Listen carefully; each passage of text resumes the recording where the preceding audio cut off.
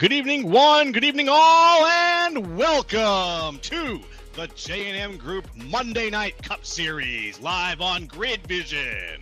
We are coming to you from virtual Pocono Raceway, and who are we? Well, it's me, Joe Lacaster, up in the booth with Sheldon Atkins as usual. Austin Derbyshire, our producer, down in the truck, pushing the buttons, pulling the levers, and bringing it all to you.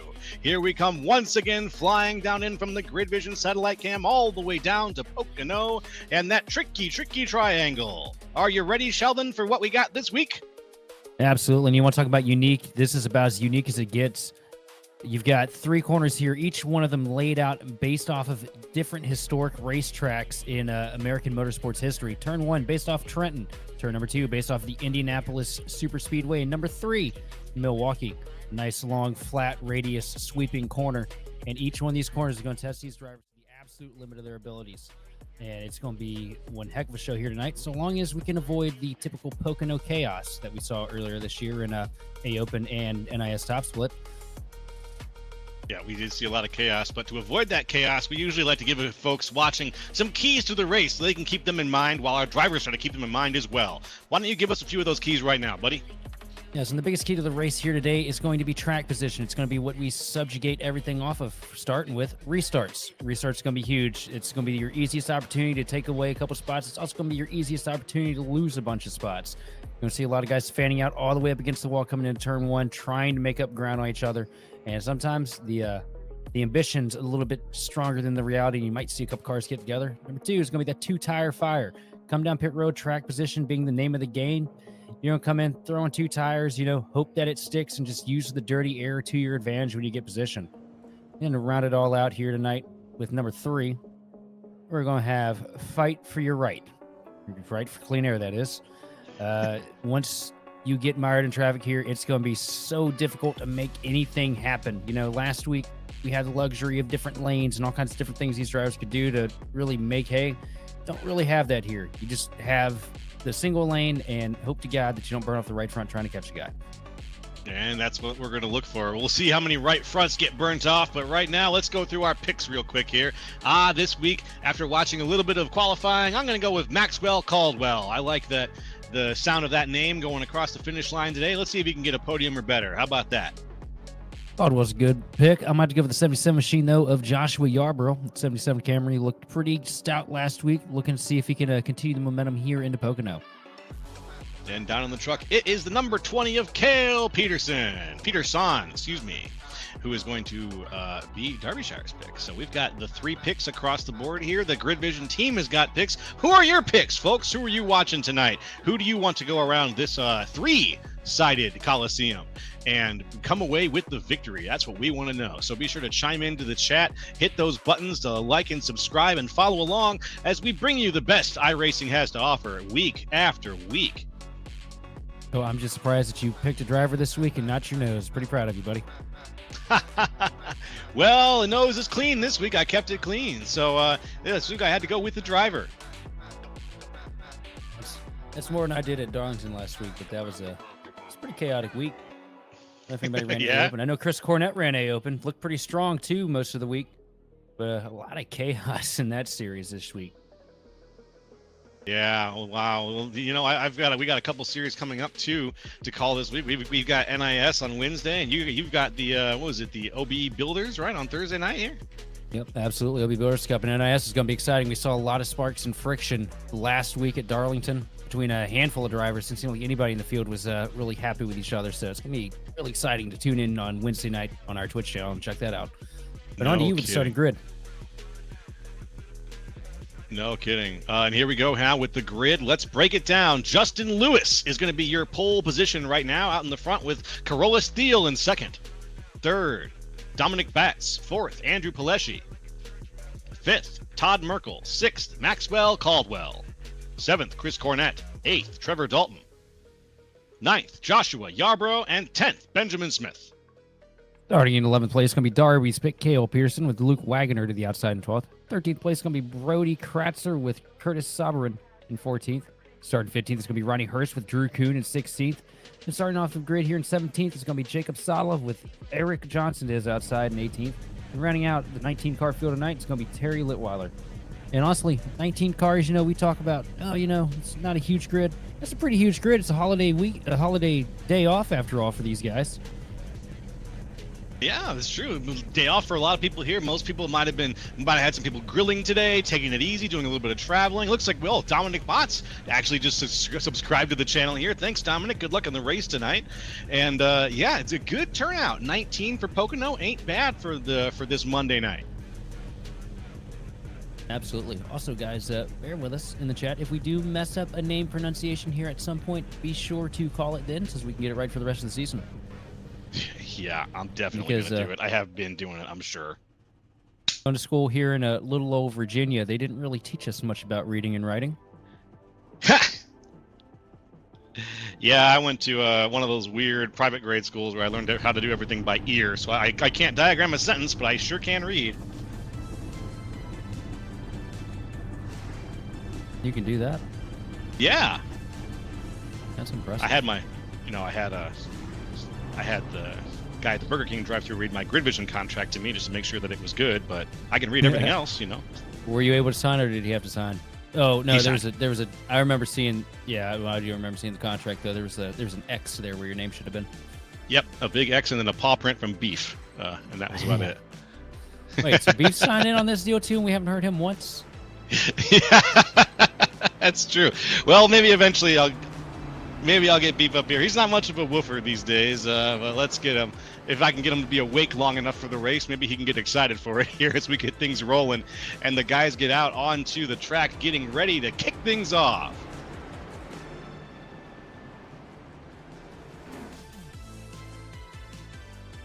Okay. Now we talked. I mentioned, how tricky it was to make passes here, and that's based off my knowledge of A Open and NIS, Open, where you have the option of different sets, different opportunities, different build styles for the cars. This is a lot more complicated than that. This being a fixed series, these guys are locked in on the same exact stuff, and they just have to figure out how to be better than everybody around them while saving tires and trying to find a way to get clean air. Yeah, in a fixed series, that's really just a matter of, you really got to work that racecraft. Really got to get into the heads of the drivers around you. And on top of that, a fixed series with 60% reduced fuel, meaning these cars are starting with that spoiler a little bit higher in the air than what we'd see typically, which means this track, which typically builds rather tight, is going to be a lot more snug with extra rear downforce thrown on the cars than what we would typically see. That's right. That's right. So let's see. Let's get those butts in the air, and let's use that downforce, hopefully, to get around the track with a little more grip. There goes the pace car. We're going to get ready to go here. Green flag's about to wave. There it is, and we are go, go, go on Grid Vision. Great launch for the inside line, but a great push on the top. The 81 machine of Andrew Pileshi absolutely sending Corolla Steel to the top of the grid here into turn one. On the outside line, though, is he going to be able to make it? Or is he going to hit the bump running high and wide here through turn one? Not going to be able to carry the momentum. Here comes the inside lane, but now here comes Pileshi trying to thread the middle. And Pileshi going to send up to the top here behind the 01 machine of Thiel. That's the 10 machine. The Bot's trying to make something happen on the low line, but he's going to have to fall out because he does not have the momentum right now. No, he doesn't. He almost got into the nose of Todd Merkel right behind him there, but we have still some two wide situations here up at the front as Corolla Steel leads things out here. He is bounced off the wall just a little bit, but if we go back a little ways, we've got side by side with Trevor Dalton, Maxwell Caldwell. They were both there down on the inside now. Caldwell in the 94 as we come back around into the back stretch, and we'll see how the rest of the pack can line things up. Ooh, 27 moves down. Trevor Dalton with a big slide. Big head of momentum there coming out of Milwaukee for Dalton. Going to get him down to the inside of the two machine of Todd Merkel, and he's going to clear him down to one as we got a battle for the lead right now and a pass for the lead. Andrew Pileshi dives it down to the bottom of Trenton and sends it, and he's going to take away the lead with ease, pulling the 10 machine of Dominic Botts along with him down the back straightaway. But the draft is going to pull Pileshi ahead down the back stretch, and Pileshi going to have the lead here. Ooh, that was a rough braking zone for Corolla Steel there. He's a little loose right now, not quite where he wants to be. That's going to throw him back a little ways and into the nose of Dominic Botts. The yellow flag is out, though, as we've got Justin Lewis around, it sounds like. That's your points leader. Heavy issue for him.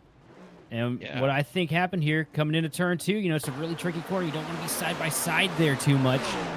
You see the 48 machine just barely tags the left rear quarter panel. And with these cars, you know, the speeds they're carrying, just the slightest little touch is enough to send you around. And Justin Lewis parked the thing up against the wall. Yeah, about as clean of a slide as you can hope for. Let's watch it here from Justin Lewis's POV as we're on lap 3 here of 80. If we watch it back a little bit higher in angle, what I saw, it looked like it might have been netcode contact between the two. That would suck. So early in the day for that, too. Right on board with Lewis, trying to get the thing refired here. Going to bring it down pit road. Obviously going to take that fast repair pretty early here. And right there, they didn't even necessarily make contact. He got close to him, enough to pack air to the spoiler, but that was not enough to send the 7 machine around. So a little bit of a predictive network there between these two cars. Going to send them around. Yeah, the video games got him, man. That was Comcast who sent the car around. That's a rough position to be into if you're the 48 machine of Brody Kratzer. You know, you get in there, you're 3 laps in, make what you think is going to be a really good move to the bottom of the most difficult corner on the track.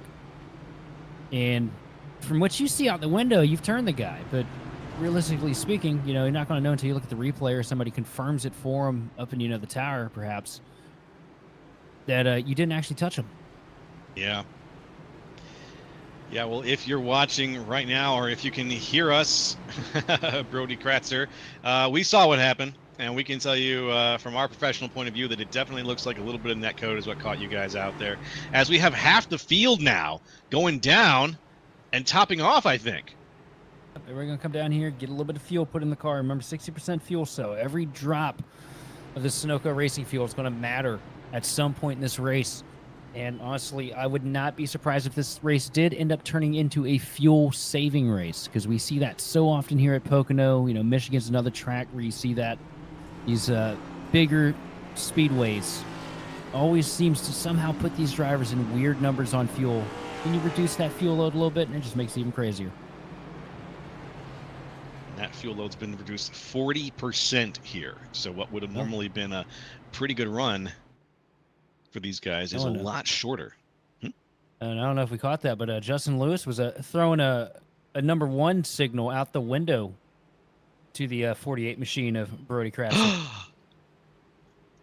He thinks he got turned. Yeah, he had the whole bird out. Wasn't half the bird, it was the full thing. Scandalous. I wonder how much damage he took. He's still sitting back there on pit road. As we have Grid Vision 100% grade A beef. Ah, beautiful. Bird of beef. Oh, USDA beef, excuse me.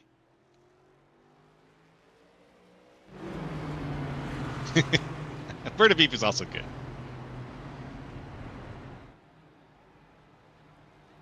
I just want to try Wagyu one time. One time before I kick the bucket.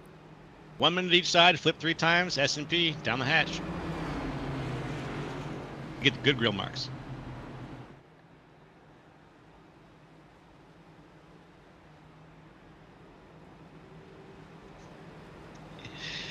Our producer likes his steak sandwiches still mooing, apparently. I don't blame you, though. You ask for a rare sandwich, you want a rare sandwich.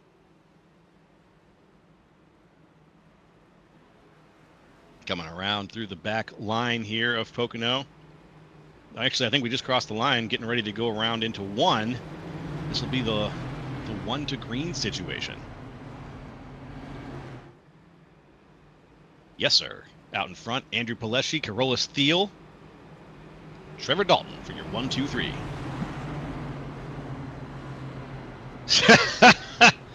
That emoji does not look like the middle finger, Justin Lewis. No, that does not. I want to try. Might want to try commas. Yeah, commas, or maybe adding a 4th period in there, because right now, that's another rude boy gesture. I guess you might say. That's knocking. That's having a knock on the neighbor doors every time you move to announce that you moved into the neighborhood. territory. Oh, man. Then here we go. Through 2 now, looking for 3. We just came through that perfect right angle turn, that recreation of Indianapolis that we got out here in the track, and going through the magnificent mile, that nice wide curve. We'll be coming down looking for that green flag start zone.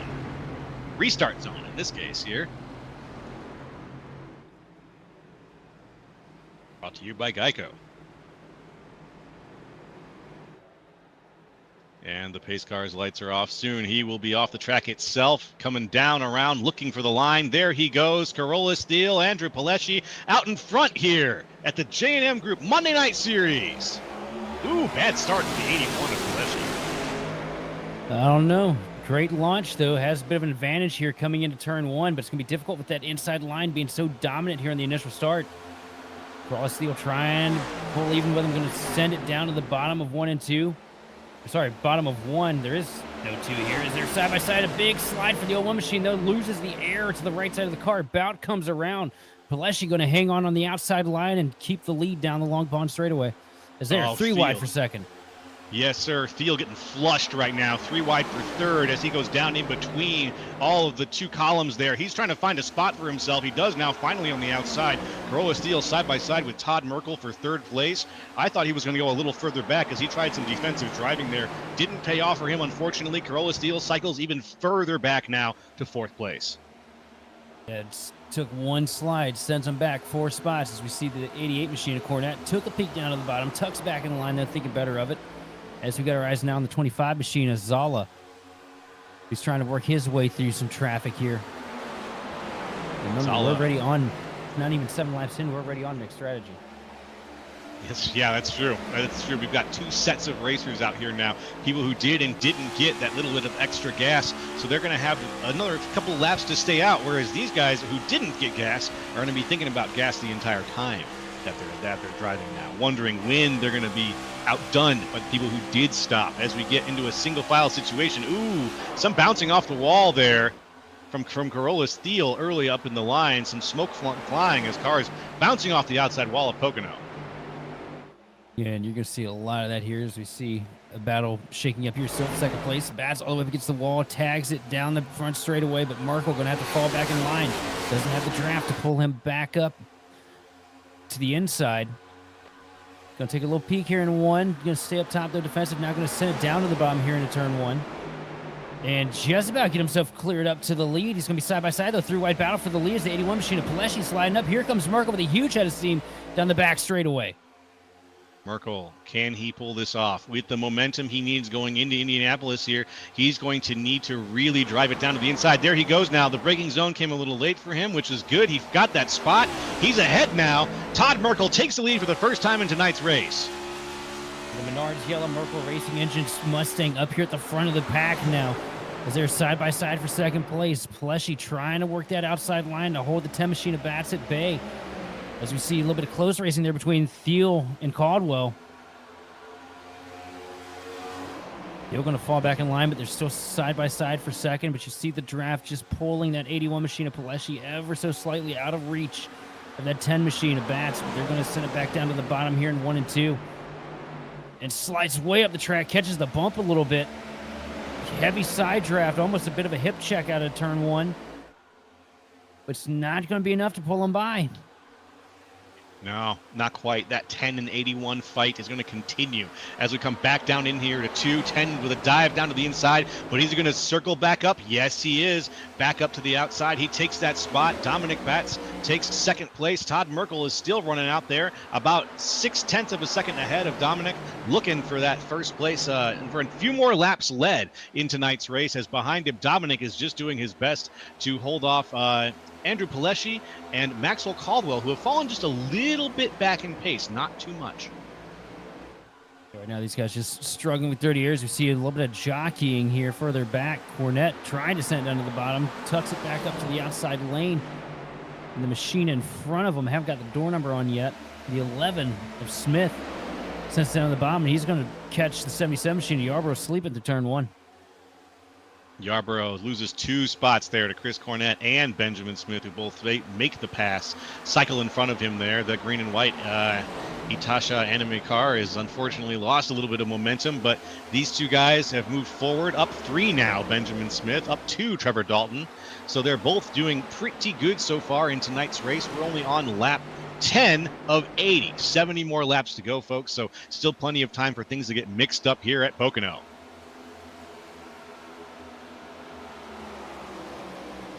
Who is that? Way down to the inside. Down to the bottom, and a huge head of steam going to get him by the 01 machine of Thiel. And he's got help too. Cornett lining up with him here. Smith on a tear into turn 1.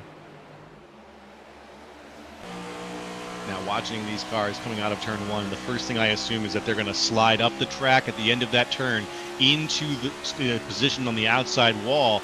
And I always wonder, with these passes being made on the inside, how much are they burning up trying to make these inside passes on the inside of these turns? Not as bad as getting stuck on the outside lane, because once you get up top, it just doesn't want to rotate. If you can hit your marks and hit a good line on the inside, especially through turn 2, you can kind of just send it down there and catch them sleeping. 1, it's a little bit trickier. They can fight a little bit. Now turn 3, it's any lane can work there if you just know how to run it. As you see a big shot from the 88 machine to the back of the 11 to Smith down the front straightaway, trying to keep him ahead of that 01 machine of Thiel. Thiel made a big run through turn 3 to the outside line to try and get by these 2. And now he's going to try for the crossover here through turn 1 down to Long Pond. The inside, a bit of a side draft now down the back straightaway. Here comes the 01 machine of Corrales Thiel. Thiel had previously led this race for just a little bit here, but he ended up falling back now, down 4 places from where he started the race, and he's just trying to crawl his way back up toward podium position. He's in 6th place right now, just barely leading Benjamin Smith, but Smith going to slide down to the inside. Not enough speed. Smith, without the speed, does not have it here, as Corrales Thiel stays up in the center lane and holds on to things, coming down through lap 12. The outside line can be really good through turn 3, and you see Smith had to bottle up the car a little bit to avoid getting into the 01 machine of Thiel. Loses a lot of momentum here on the front straightaway, but Cornett working as a great teammate here to that 11 machine, trying to push him back into position. Look up at the front, Todd Merkel with a 0.3 of a second advantage over Dominic Batts. Peleschi holding on to 3rd with Caldwell in 4th, and Dalton rounding out the top 5. Looking pretty solid here, with Merkel still leading things out in front. And way a little bit further back in the pack, everybody has kind of found their spot. We don't really have any too wide battles right now. Unfortunately, we've got a few cars that are a little further back. Terry Litweller and Eric Johnson are not currently on the field at all. I'm not even sure they took the field tonight.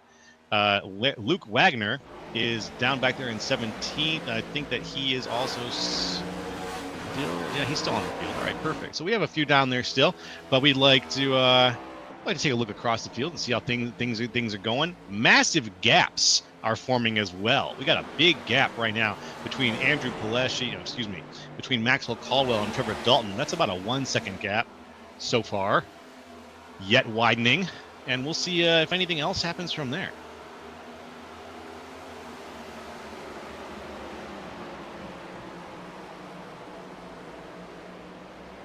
Pretty solid run out of Merkel, still up in front. Batts is still, he's got a good spot right now. Dominic Batts is in a good spot with Andrew Peleschi and Maxwell Caldwell right behind him. I'm not sure Peleschi is, I'm not sure how hard Peleschi's driving right now. It looks like he's maybe taking his foot off of it just a little bitty bit from where he was driving earlier, and he's able to keep his man Batts in his sight, but he's not pressing the advantage on him. Instead, it looks like he's kind of staying tucked in with Maxwell Caldwell.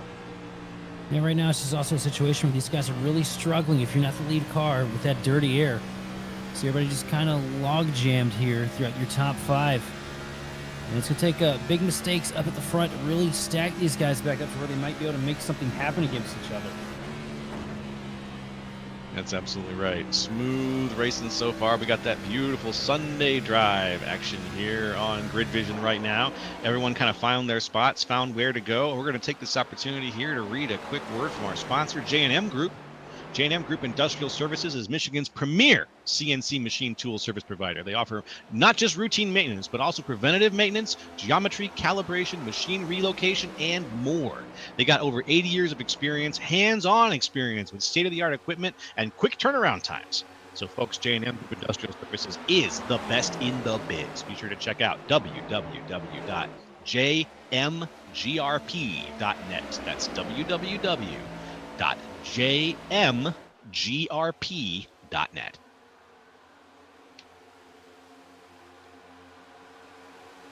Look at the advantage up here at the front, starting to dwindle down a little bit from Merkel. Bats getting really good runs on corner exit to try and close that gap.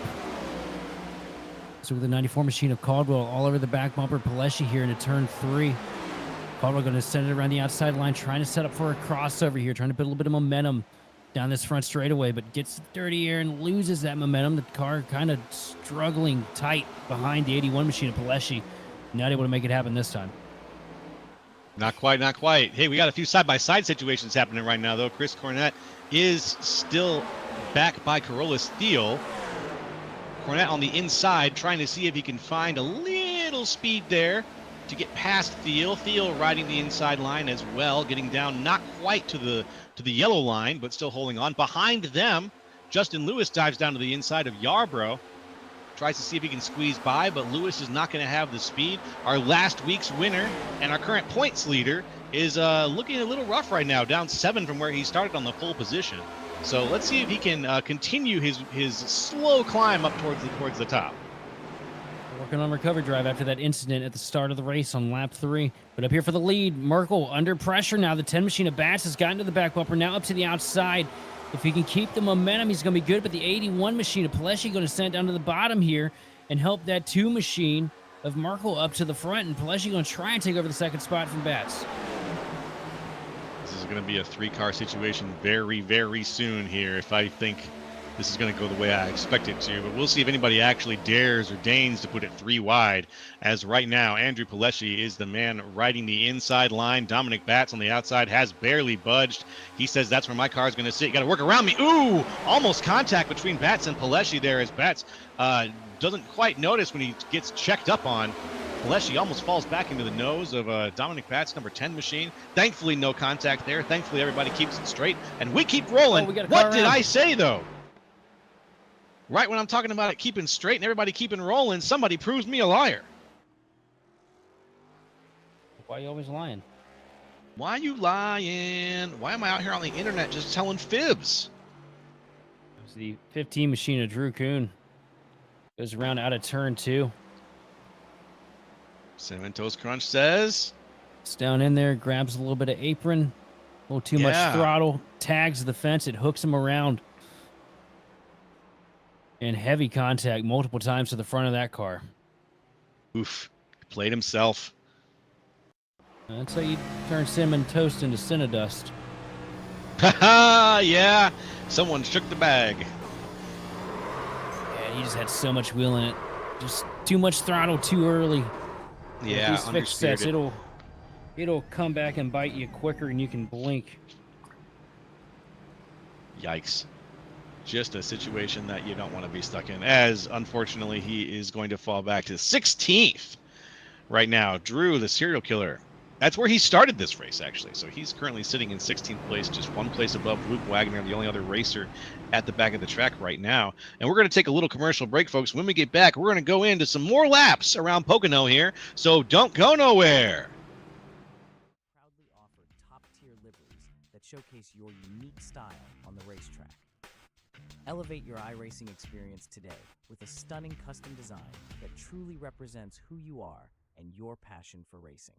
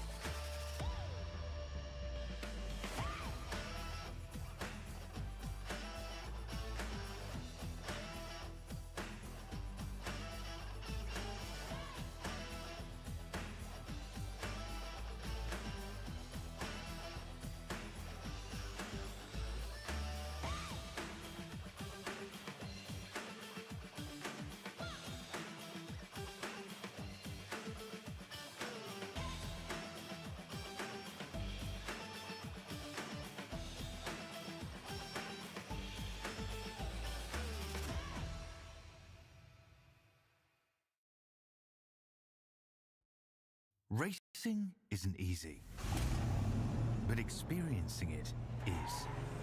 iRacing puts you in the driver's seat with the industry's leading sim racing game. Drive on laser scan replicas of the greatest racing circuits from around the world. Go head-to-head against other drivers chosen by skill-based matchmaking to ensure competitive racing at every level. Compete across all your favorite series. In officially licensed cars, engineered to deliver the most accurate driving experience possible.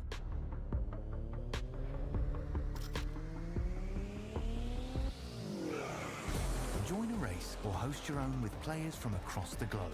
Race against the computer or in a league with friends. Feel the thrill behind the wheel. Visit iRacing.com.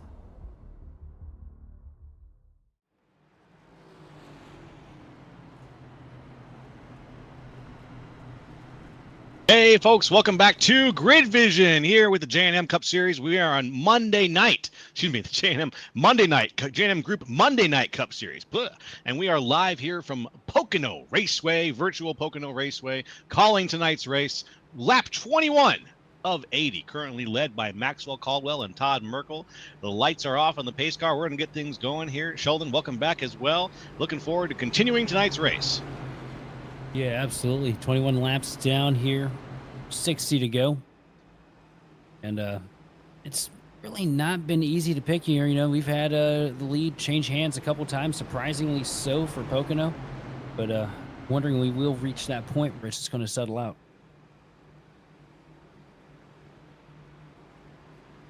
Okay, coming around 3 now, looking for this restart here.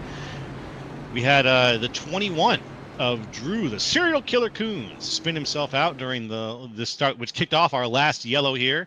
But soon the pace car will be off, and Caldwell and Merkel on the starting line will be getting things going.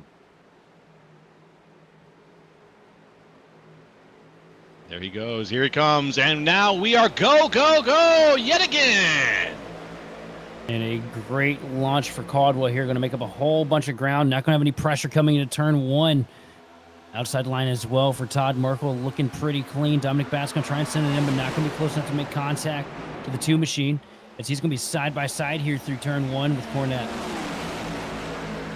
And you saw Pileshi fell back pretty hard during that restart, unfortunately. Not Pileshi, Betts fell back pretty hard during that restart. The Baja Blast machine just not able to get off the line with a lot of speed, and it's falling back even harder now. He's back in 7th place, down to the inside, but he's not going to have it. Oh, right behind him, Jacob Zala almost getting spun. Turn 2 gets pretty tricky, and Dominic doing the best he can, but you know, these restarts can be pretty tricky. If you miss it by just a hair, getting to the throttle, you're absolutely going to lose a handful of spots coming into the first corner. That's right. As we cross the line after that first lap, after the restart, now we got 2 side-by-side situations. It's Dalton, it's Batts, side-by-side for 5th place. Oh, Lewis makes heavy contact in the back of the 01 machine to Thiel into turn 1. And Batts up into the door of the 27 machine of Dalton. Very close here. Lewis on the horn to apologize for that. Sounds like he just got a little bit ahead of himself there. Now side-by-side still, Dalton. With, Thiel down to the inside. No contact, but that was close. A bit of a side draft all the way down the straightaway. Going to put Thiel down to the inside in turn 1. Here comes the 27 machine charging back. Dalton not giving up, and instead of deep into turn 3 on that outside line. Trying to find the momentum to carry him past the 01, and it looks like he's found it here because Thiel's just going to have to fall back in line behind him. Yes, sir. And so he does. Trevor Dalton takes that 6th place spot. Thiel falls back into 7th, and we keep on rolling across the line here at Pocono. And it looks like a single file race right now, Sheldon. I think people have gotten back into their racing positions, so to speak, and we should be seeing maybe a few, maybe back into that green flag pace that we were seeing for just a little bit there as we cross through, driving now through lap 24. Yeah, it's basically what you end up with here. You know, it's really difficult to make anything happen side by side here. Not many grooves you can lean on either. You know, you can go to the top in 3, but only when you're trying to defend or, make a last second pass. it's you know, it's a tricky triangle for a reason. The tricky part about it is just the fact that you only have one line with you know, 1 or 2 ways to make it work. Yeah, I can see that here. The tricky triangle is tricking quite a few of these drivers, but they're going to have to trick it right back if they want to win the prize for the J&M Group Monday Night Cup Series, which again is a beautiful, beautiful DV8 Racing League belt, leather belt that you get to wear. You can wear it out to work, wear it on a date, take it out to the grocery store, show the world who's the best. That's what these guys are racing for. That plus a little bit of something extra, which I'm not quite privy to yet, but you never know with these guys. So hopefully one of them will get the gumption to take it all the way, and they will walk away with the belt at the end of this series. Right now, it looks like that's going to be Justin Lewis, unless anybody else has got something to say about it. And I hope they all raise their voices and give us some excellent racing in the battle for the belt here on the J&M Group Monday Night Cup Series. You can wear that belt anywhere. Chris Cornett trying to set up a pass here into turn 1. Goes high to get clean air to the nose, build momentum. Not going to be enough, though. It's going to pull him right up to the back bumper of the 94 of Caldwell, but not the run that he needed if you want to try and get to the bottom. But he's going to try it anyway. Fakes down to the inside, falls back up. I think he's trying to get Caldwell to drive defensive into turn 2. Let's see if he can pull it off. The yellow flag is out, though. Another yellow here at Pocono, as I think we're going to have a similar situation to what we saw before. No, a few cars involved. 48 as well. Yarborough driving backwards. The 11 spun. Wow, okay, we had a few in that. Smith, heavy damage, engine gone on the 11 machine. That's going to absolutely be a fast repair. Yep. Here comes Thiel down to the inside. Didn't get a name when this started, but this is definitely it. Gets loose in it too, sends it a little too deep, tags the fence. Same thing we saw a little bit ago.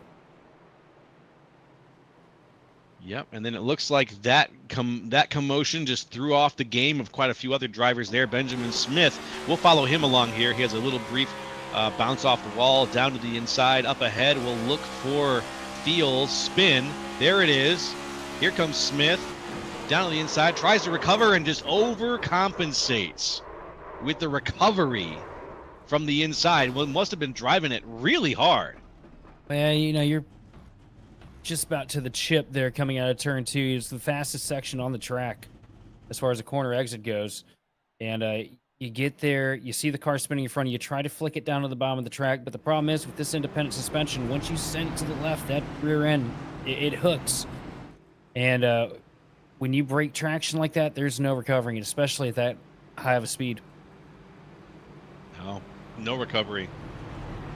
As we just saw, that lack of recovery, unfortunately, spelling the end of that engine for Benjamin Smith. Hopefully he's got another one on the back up there, but he's still sitting there. And I don't think this is a fast repair, my friend, not with 45 seconds on the clock.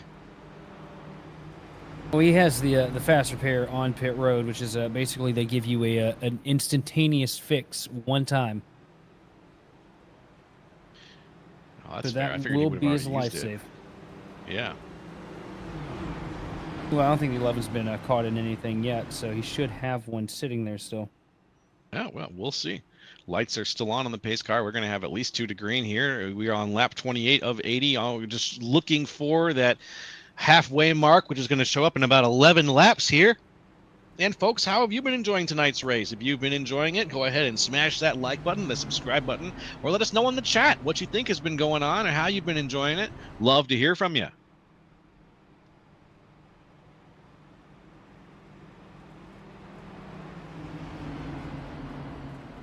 In the 94, Maxwell Caldwell, my pick for tonight, leading things off as we go around out of what I think is 2. Yep, looking for Pocono 3. Oh, no, there's turn 2. We're coming into turn 2 right now. We just finished turn 1.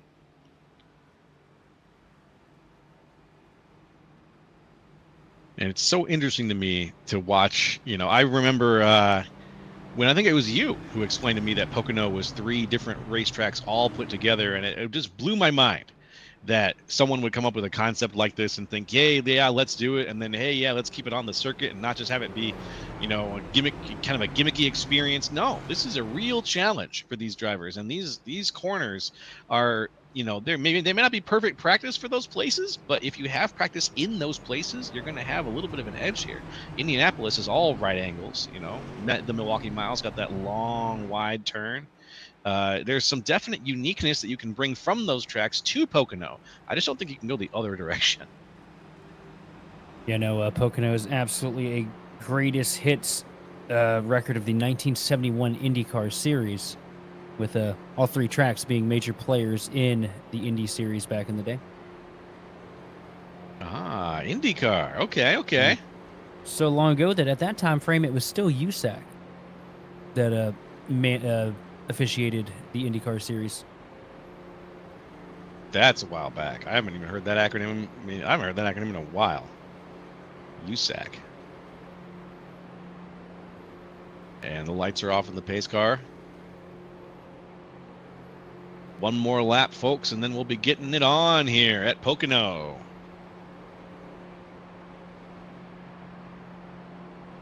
And it's been a pretty darn good race so far. I feel the green flag racing spirit is in this pack, but it just feels like some of Pocono's tricky triangle tricks are catching a few of the drivers off guard. Yeah, the main thing is just turn 2, but that's Calamity Corner here. You end up with a lot of instance in there because, it's the opposite of what you see in the Open Series where people get loose out of turn 1. Coming out of turn 2 here in the fixed set, the car gets too tight, you hit the wall and you make a mistake. Once you hit that wall, it bounces you off and sends you around. Yes, it does. And let's see here exactly who gets bounced around or sent off. Hopefully no one, as we are heading out of 2 now, looking for 3, and that means very soon we're going to get things going here again. Folks, remember to get those drinks topped off, stretch your arms and legs, hydrate, as I am doing myself here, and stay hydrated to stay healthy, because we've got some more racing yet to go here on Grid Vision, and we're happy to have you along for the ride.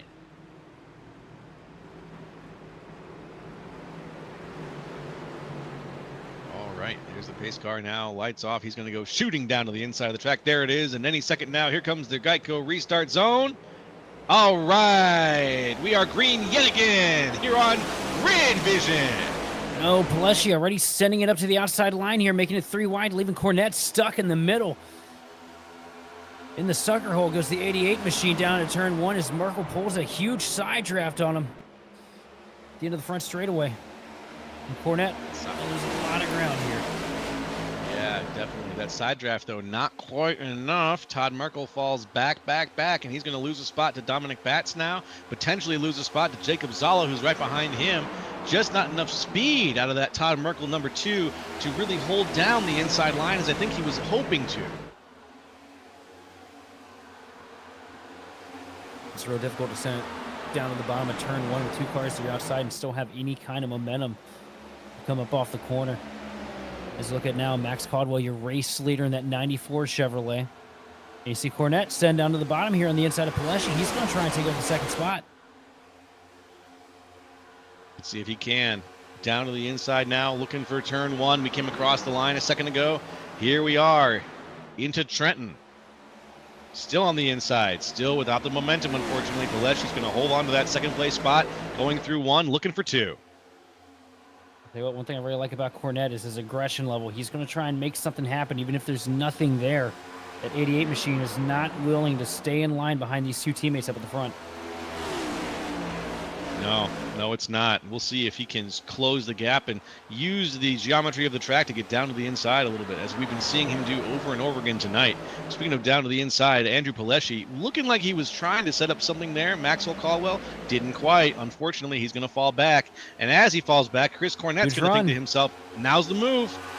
And here it is. Huge run for Cornette. Sends it down to the bottom. Pulls the side drive from the 81 machine of Peleschi again.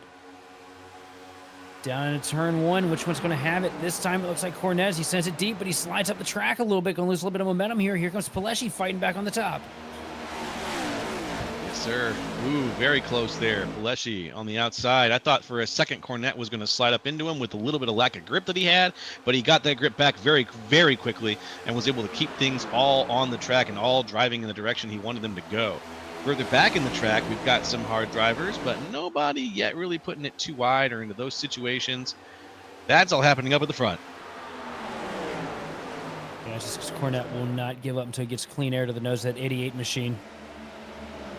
When he has an opportunity, he's like a shark to blood, man. A shark to blood. You know, I've heard that they debugged the myth that they can smell blood from a mile away in the water, but I'm betting that in this fiction, it's true. Oh. That's the way that he's driving. He took a look to the bottom and put a little too much wheel on it. Almost loops the 81 machine around and going into turn one. It's going to open up a huge run for the 88 machine of Cornette. That's right. Just saw it again, too. Just saw him.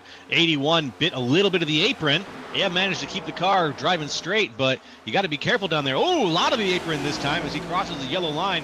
Keeps it driving straight. Oh, coming down. It's going to be, it's been a really precarious drive lately for Andrew Peleshi. Just wondering what's going on there in that car as he gets down very close and he flies towards the extremes here on tonight's race. There's a lot of difficult things here, Pocono. One of those things is navigating in dirty air. Then combine that with the fact that you got, you know, one driver all over your back bumper trying to find any way possible to get by you.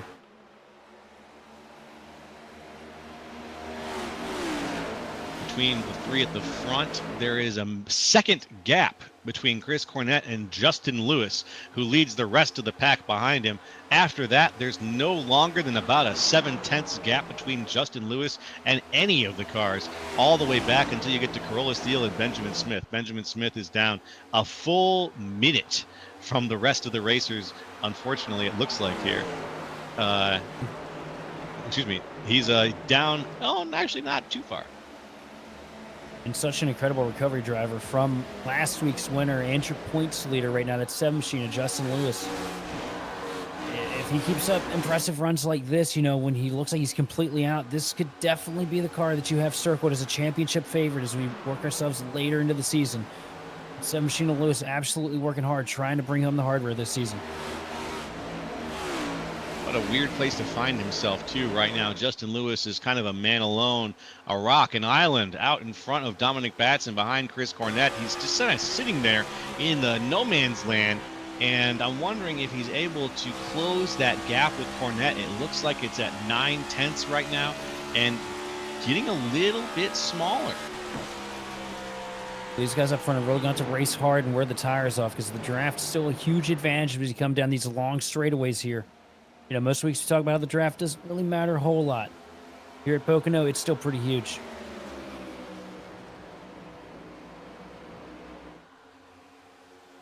Look, go way down to the inside in the back there.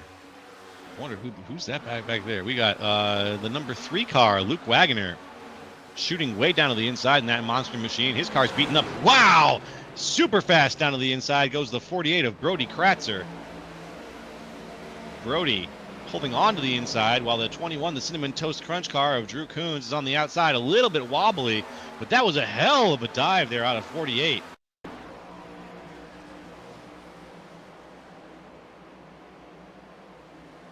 Ooh, side by side, the 48 and Coons. Up into the vents, same problem that we've seen out of turn 2. You just get up there, de-wedges the car, snaps it around on you. As we got a battle for the lead right now, up to the top of the track. Here comes Caldwell trying to get, or Peleshi trying to get by Caldwell. Can he do it? Can he do it? They are neck and neck. Peleshi, just by a nose, leads things into 1. Caldwell hits the bump. Can he hold on? He's got the side draft going as strong as he possibly can. Looking into the backstretch. He's got the speed in the backstretch. It's going to be Maxwell Caldwell taking back his lead from Andrew Peleshi as we look for Indianapolis going into turn number 2. Can Peleshi use that braking zone to his advantage? And hopefully Caldwell will fall back a little early, but it doesn't look like he is. And it's going to still be a neck-and-neck battle in 3. And this is what Cornette wants to see. Sets it down to the bottom last second here into turn 3. 3 wide for a second here, but here comes Cornette trying to get to the throttle. We neck and neck out of this final turn down the front straightaway, and it looks like the 94 Machine of Caldwell's going to get it, and around goes Cornette with contact to the door of Paleshi. Man, that was ambition, pure hot ambition from our man Cornette there. Chris Cornette wanted that drive. Here we are in the Wayback Machine. Let's take a look, see. Look at that 3 wide, that beautiful spread right there. Now, I'll tell you what, it may not have worked out for him, but I like that he tried something. You know, Cornette keeping those aggression levels up. Knows if he gets the lead there, that could have been huge. He'd have been in control of this thing, but unfortunately, that little bit of contact there was just enough to snap that 88 Machine around. And luckily for him, though, nobody else gets into him. Just a little bit of light contact with the wall. Should be able to come down pit road and pull that fender out. That's what we're hoping. Because we're going to be going through the halfway point of tonight's race on caution, under caution here. As we're on lap 38, looking for 39 out of Pocono, folks. It's been a great race so far here for the J&M Group Monday Night Cup Series, as we've got Maxwell Caldwell leading things behind the pace car. Behind him, Andrew Paleshi with a hell of a drive. He's up 2 from where he started, but he's just been a constant thorn in the paw of anybody who wants to lead this race. They've got to deal with Andrew Paleshi. Justin Lewis, our points leader, has made the pass for 3rd and is sitting there right now in that 3rd place podium spot. He is going to be a problem when this restart happens here. If anybody is going to crawl their way back up to that podium spot, it's going to be Justin Lewis, who's sitting there with the bronze medal around his neck already.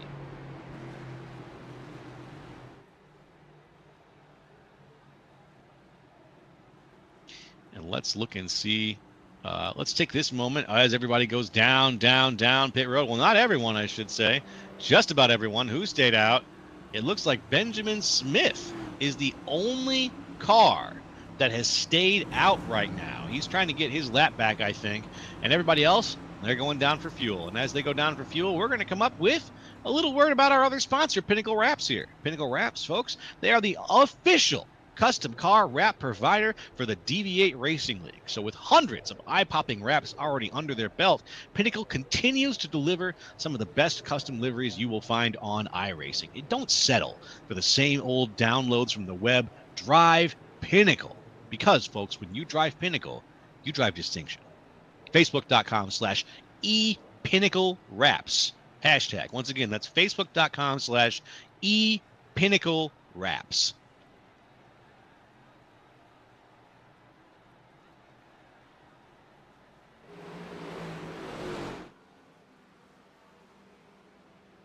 Folks getting back out onto the track. Oh, go on. As you see Soberin up here at the front of the pack now over Peterson. Caldwell and Paleshi falling back to 3rd and 4th here. So I'm imagining we maybe got a little bit of 2-tire fire or just no tires at all here from your Raceliers, maybe trying to save a set.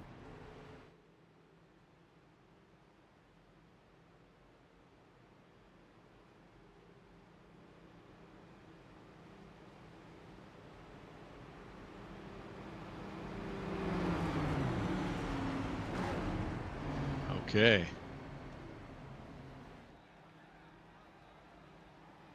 Coming around, a few cars still stacked up.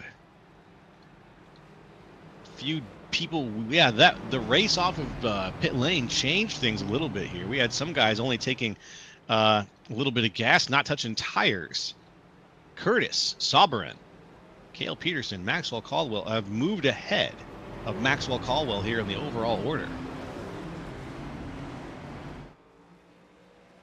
As we officially are in the halfway point of tonight's race, lap 40 of 80. Pocono is a bit of a beast. You know, it's a 2.5 mile track. It takes a full minute to go around at top speed. So this is a beast of a track, folks. And this is going to be another solid 40 laps of racing to close things off here tonight.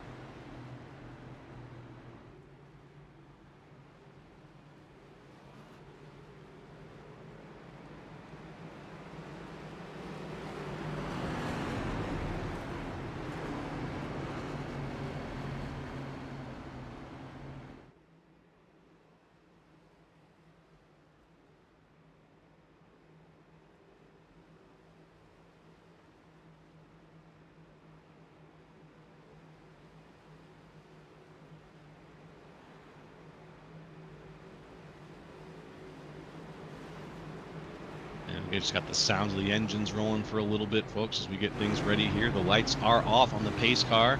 We're going to get things started here as they go around turn 2, looking for turn 3. At Miller Tech light board in the back there and all the RVs along the side of the road. I've never actually been down to Pocono. I drove past Gateway on my way back up to Chicago the other day.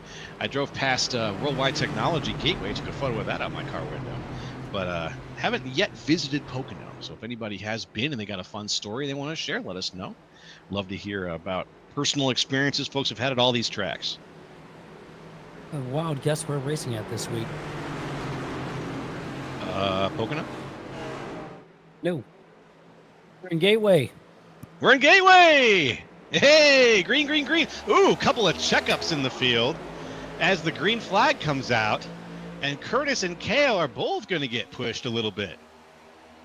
And all the way down to the bottom of the pack here in turn 1. Great launch for the 25 machine of Jacob Zala, trying to make something happen here as the outside line carries a little bit more momentum here. He tries to get to the back row with the 01 machine of Carlos Steele.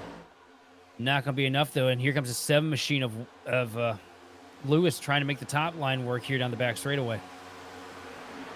Lewis does. He's finally... Oh, no! Contact. Thiel Thiel gets into Lewis in turn 2. That is like the 3rd time the two of them have collided during this race. I think it's just bad luck for them to be around each other at this point. At some point, too, that belt's going to snap there for the 7 machine of Lewis. He's been punted around a couple times here the past couple weeks, and I wouldn't be surprised to see the gloves come off a little bit as you see him drive down to the inside now, the 88 machine coming into turn number 1. That's right, the hard driver now down to the inside. He's back behind Thiel, the guy who almost gave him a spin there. Dominic Batts also side by side. Pearson almost makes a little bit of contact with the 12 machine of Sabrin here up at the lead. Peterson trying to work that outside line, but here comes Sabrin with a huge run down into turn 2, and I'm pretty sure he's going to be able to get him cleared here. Yes, he does. No, he tags the apron and loses a lot of momentum and almost loses the car. An incredible save, and no, he's going to loop it. No, he keeps it. He's lost all positions in that. Curtis Sabrin back down to 15th place, unfortunately. 16th place and counting, but he keeps the car straight. Straight enough that we avoid a yellow.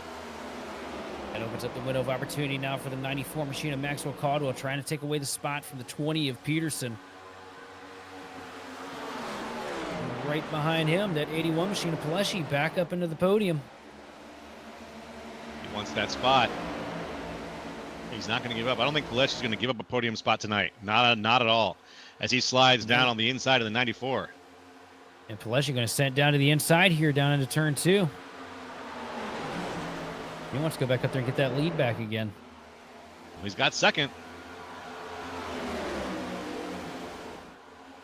Looking pretty, sitting pretty in second place right now. Andrew Paleshi has made the pass there on Maxwell Caldwell. Caldwell chasing him down, but the two of them are going to have some work to do to get past Cale Peterson there, who is pretty solidly leading this thing. But Paleshi is a challenger right now, so we'll see how that goes. Back in the pack a little. Pearson's working really hard trying to make that outside line work through 3, and I think it's a great idea of running the top, try something different than the rest of these guys, but you got the clean air. You got to get down there and block off that preferred lane. You got to take the air from the nose of those cars behind you if you want to stand chances. We're 3 wide out of turn 1, and this could end in tears. Oh, man, please don't end in tears. Please just keep it green for us, boys. Going through lap 44. Let's keep going all the way to at least lap 50 or 60 without seeing another yellow flag. Let's do it. As right now, Carlos Steele down inside near Trevor Dalton. Dalton holds on to that spot, though. Oh, for the lead. Here goes Paleshi working the bottom into turn 3. And I think he's going to get it. Yes, he does. Clears him out of turn 3 down the front straightaway. Not quite, though. Here comes Pearson with a huge run down the front straightaway. Don't know how he does it on a fixed setup where he just slides forward like that. But Cale Peterson had the speed, had the momentum.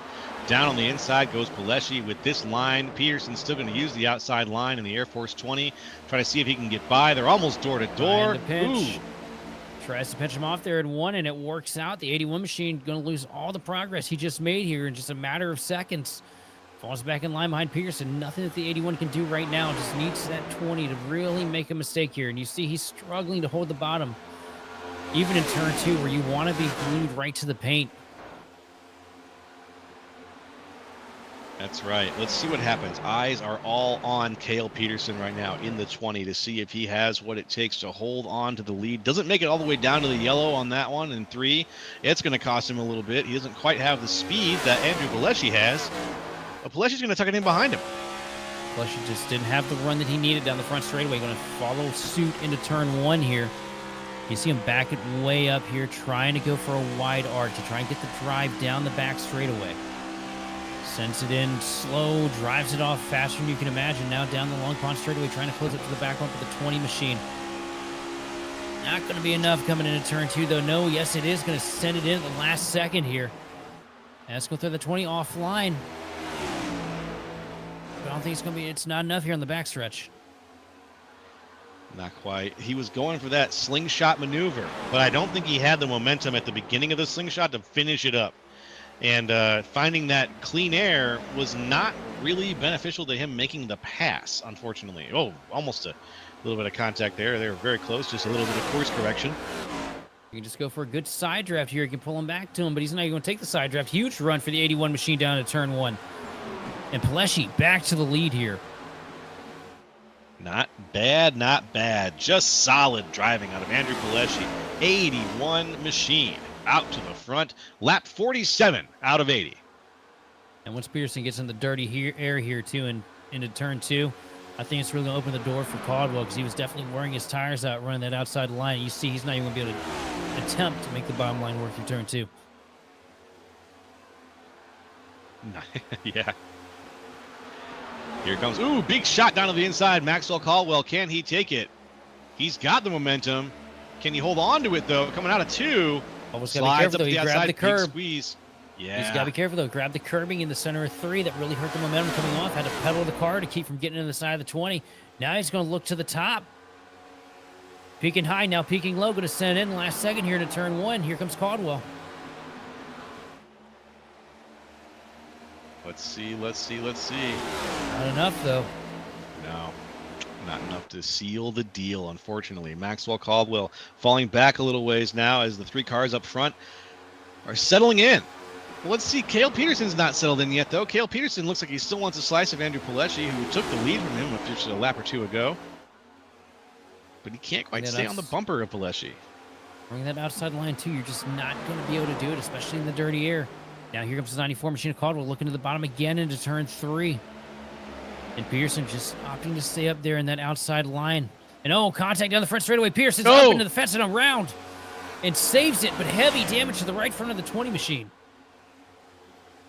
Wow. I thought he was going to lose it there potentially, but that is some good damage to the front right there. He's going to have potentially some driving issues in that car. We'll see how confident he is coming around here. Cale Peterson falls back to 4th place spot. It's a rough break for Cale because he's already, in a underdog situation with those tires. But now with that heavy right front damage, it's going to completely take away any ability that car had left of turning here at Pocono. Yeah, I can see it. You can see it in the way that the car kind of snaps a little bit when it's coming out of a turn. When it snaps going into a turn, he is having trouble driving that car right now, just a little bit. And not to count, the extra drag that's added to the car now too. But look who's moved back up into 3rd place. He will not be denied. That's 7 machine of Justin Lewis. I caught another incident on the restart here, and he's hanging strong back up into the top 3. Yes, sir. And with backwards, we got a battle going on. Dominic Batts down on the inside behind Corolla Steele. He's on the inside of Jacob Zala. Zala high on the outside of a couple of cars here. Lots of fluctuating accordion moves back and forth. These guys have not settled in yet. No, these guys absolutely aren't going to, as long as they still have tires underneath them. As we look at Batts down to the inside of Dalton here, trying to make something happen. And Dalton hard into the outside wall, going to keep it straight, though. Good bounce, but he kept it straight. And Todd Merkel sends it in deep into turn 3 to try and get past the 88 machine of Cornette, but it sends it in a little too hard. Has to park it in center and loses the drive off. Yeah, unfortunate for him. Mr. Merkel in that pack being led by Thiel right now. Oh, and Cornette just cleared himself off the nose of the 2 machine. That could have been bad in turn 1. Oof. Ugly. And here comes Bats, trying to make something work to the inside of the 25 machine of Zala, but Zala using that outside line, got the draft of the 01 machine, but not able to clear coming into turn 2, and Bats is going to get into Zala. They're door-to-door contact, but Bats is going to lay off of them. Lose a bunch of spots here, but that could have been a huge wreck out of turn 2. Yeah, that was a close one. Bats, I thought for sure was going to get the spin on Zala. It just got up into his door coming off that turn there. Didn't quite spin him, thank goodness. But Bats is going to hold on to that position. Doesn't lose too much momentum himself in the process, which is kind of surprising. And ahead of them goes Chris Cornette.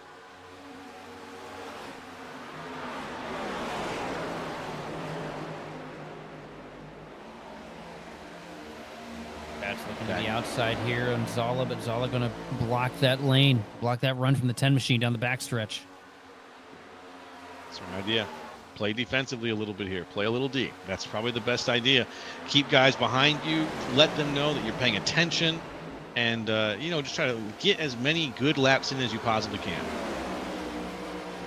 And Dominic definitely looking like he's faster than this 25 machine. Going to send it down to the bottom again into turn 3. This time a little less going on around him. Maybe he's going to be able to get it to stick. Up on the paint. Good grab of the throttle, and he's going to take over the spot. Dominic Bats moving up into 7th. You love to see it.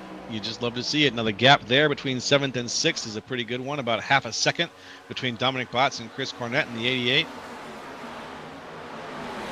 Cornette himself 2/10 behind Carolla Steele. Closing that gap as fast as he possibly can. Down to the inside of Thiel, looking to make the pass here. Has he got the momentum? It feels like he does. The red 0x88 machine down to the inside, almost door-to-door now, side by side with the 0-1. Carolla Steele is down a little bit lower, but sees the car there, does not give him the big squeeze, and it's not going to happen this time around for Chris Cornette. He falls back in behind Carolla Steele, and we continue to go around. See Cornette right now trying to taper to keep clean air to the nose of that 88 Chevrolet. And Cornette going to get a huge run out of turn 3 doing that. Thiel does not get out of the corner at all. Now he's got help from the 10 machine. Dominic Bats, no. Bats going to send down to the inside trying to get past the 88 into turn 1. There he is. And here comes Dominic Bats. He's got a huge run, but not going to be enough. The 88 machine's going to get to the quarter panel, pull a little bit of side draft out of turn 1. And Cornette's going to hang on for 5th. Cornette's got 5th now, and not bad up 2 from where he was. Looks like we had a little accident potentially with Luke Wagner, who's back now in 17th. Didn't quite see what happened there, but he's back, and we don't have a yellow out. So whatever did happen, he's still rolling. In the meantime, though, we do have Andrew Pileshi, Maxwell Caldwell, Justin Lewis still leading things out in the front. This is where it's going to get bad for Peterson. See all these cars right now, they're closing on him quick. He's been able to hold on to the 4th spot this long. As you look at a replay, the 3 machine of Wagoner tags the fence out of turn 3. Loops on the front straightaway. No cars behind him, though, so no caution. But the difficulty here for Peterson now is he's got that damage to the right front, and he hasn't had to race anybody. Fell off of that front pack really quick. Now he's got a whole bunch of fast cars with all the corners on him, and he's about to find out how bad this dirty air can truly be. Because we got battle for the lead. Pileshi going at it with Caldwell, and here comes Lewis looking to the outside. Lewis is throwing his hat into the ring for this battle now. He was sitting with the bronze medal, like I said, but he wants better than that. He wants the gold.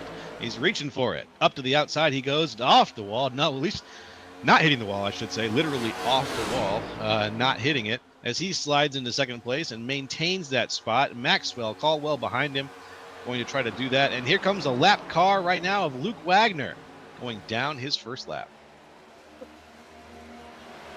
Yeah, Wagner with the damage after that incident just a little bit ago.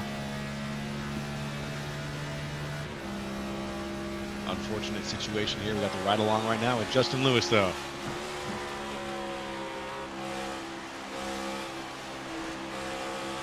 What a line. Great line on this Justin Lewis car right now. Great speed as usual. He is currently sitting just 2/10 behind Andrew Pileshi. And Lewis out here showing, like I said earlier, why he's a hands-on favorite for the championship this season in that number 7 JL Racing Chevrolet.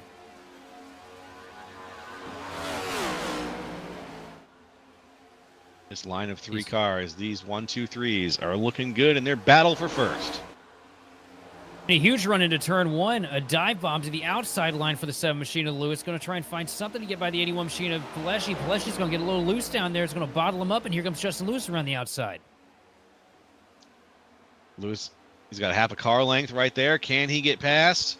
Looking for 3. Can he get past? Or for 2, excuse me. Can he get past? Not quite. The 18, the 81. Ooh, almost into his quarter panel. These two, I do believe, teammates, both sporting the Merkle Race Engines stickers on the car. And they've been working pretty well together, but we're getting down to crunch time here. So we're getting ready to come across the line, take 20 to go, and a handful of laps. Now down to the inside, trying to pack air to the spoiler to slow that 81 machine down. And it's going to work. A huge run for Justin Lewis down to turn 1. He's going to slide job it in here, and that's what he's going for. But Pileshi with the undercut through turn 1. Now he's going to have the momentum down the back straightaway. And here comes momentum. Caldwell.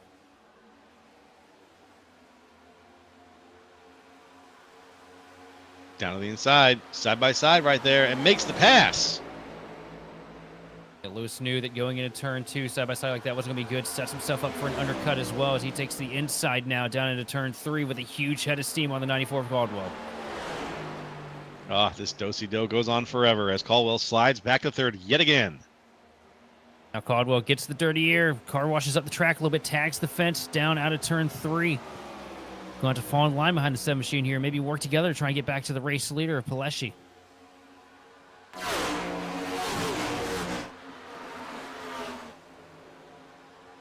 Can he do it? Lap 59 right now, 60 coming up. That'll be the 20-lap mark, the 20-lap warning in tonight's race. And folks, we've got a little bit of racing left to go, but before we get to that, we're going to take a little break, step away and stretch, and you stay right there. We'll be right back. Proudly offered top-tier liveries that showcase your unique style on the racetrack. Elevate your iRacing experience today with a stunning custom design that truly represents who you are and your passion for racing.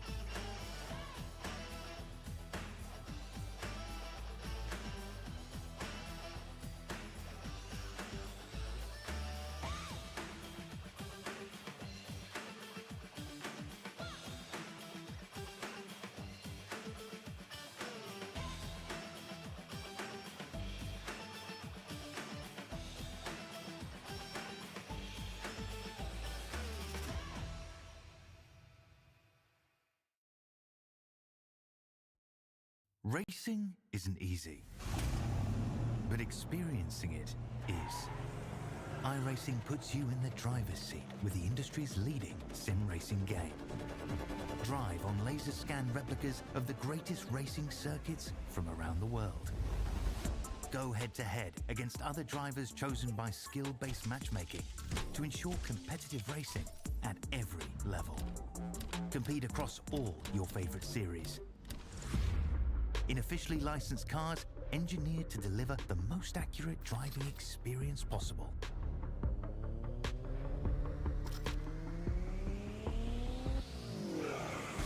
Join a race or host your own with players from across the globe. Race against the computer or in a league with friends. Feel the thrill behind the wheel. Visit iRacing.com.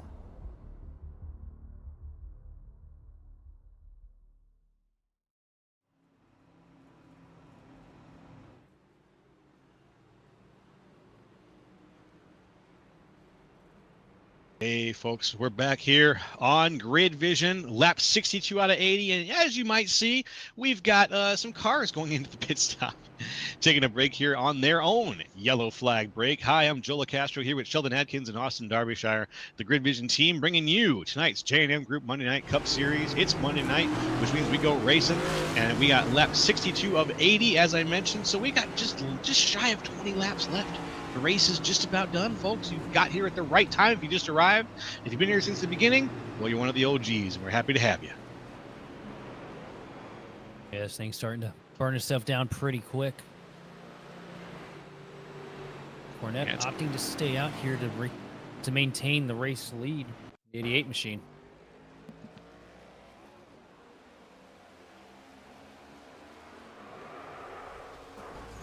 Soon, oof. There we go. That's the big around there that caught him. He got late hit there. He got tagged. Curious what the cause of the spin was there. That 3 machine. That was a pretty wild snap for Wagoner. Riding on board here, coming off pit road. Now, I bet you it's a transition. Yes, it is. I bet you're right. Yep, there it is. You called it. That was Paleshi that gets heavy damage to the right front there. Woo! Not pretty. Not pretty. And I bet if I was Paleshi, I wouldn't be very happy about that. On board with Paleshi, and what he's paying attention to right now is the mirror, trying to break the draft. Car behind him.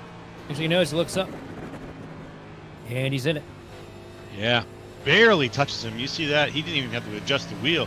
Really, he barely touched him, but he did hit him. He might have lucked out and not gotten too much damage from the deal. That's kind of what I'm getting out of it right now. Let's see it from this point of view. I'm keeping an eye on that right front fender. No. Oh. Yeah, he actually did not hit. That was netcode. That contact we saw there to the other car.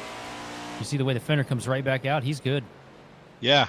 iRacing determined that was not a hit.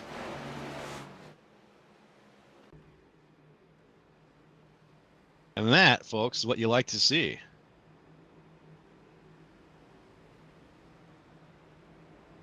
That's what I like to see, at least. Of course, our Paleshi, even if it was a hit, still has that fast repair sitting on the box.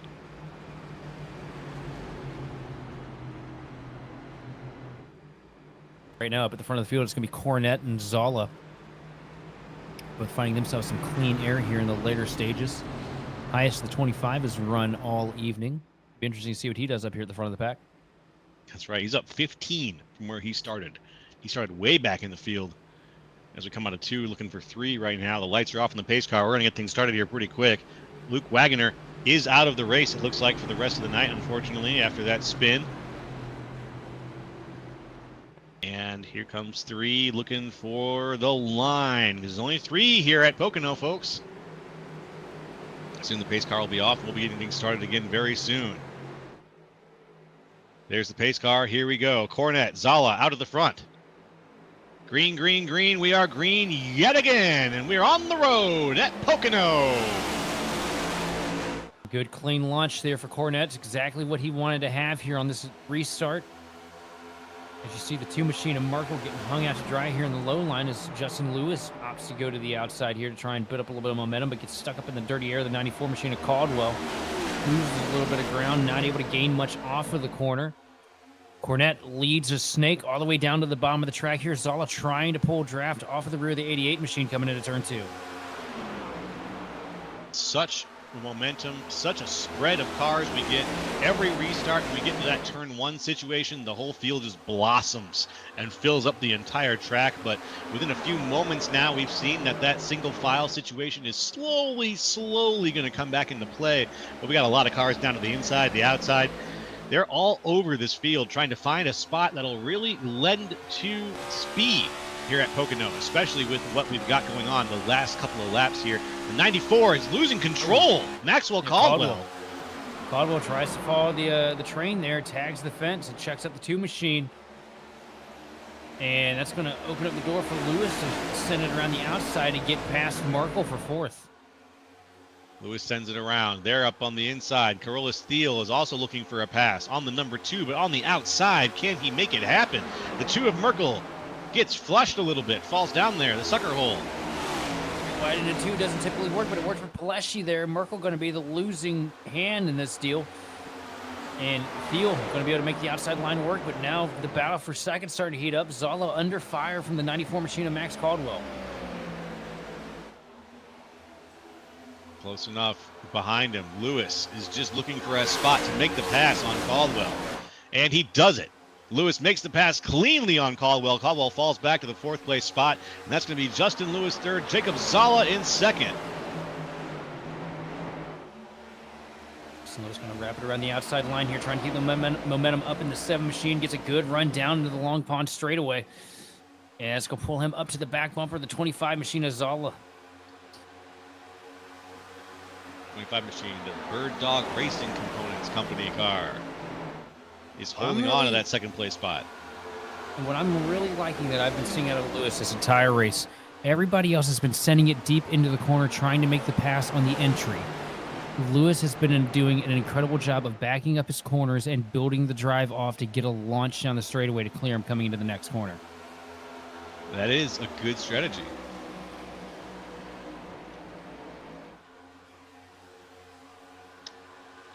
A track like Pocono, where you have these ultra long straightaways, if you try to send it down the bottom, you're going to hurt yourself on exit, and that's going to leave you with the opportunity to lose not just the spot that you're fighting for, but a couple other spots.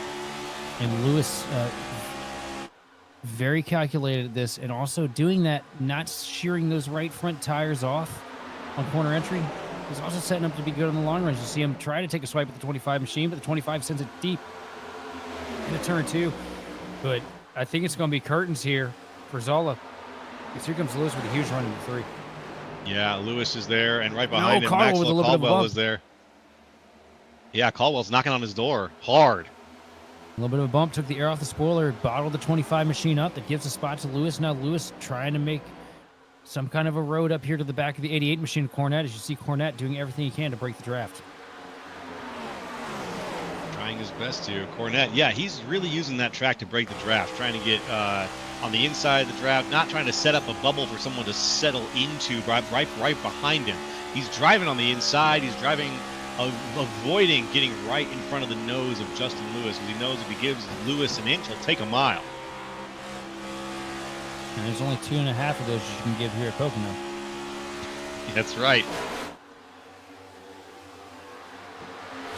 Single file, but a few into the wall here, going through turn 3.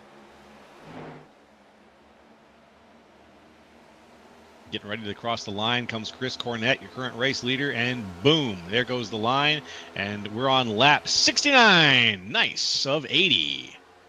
Nice.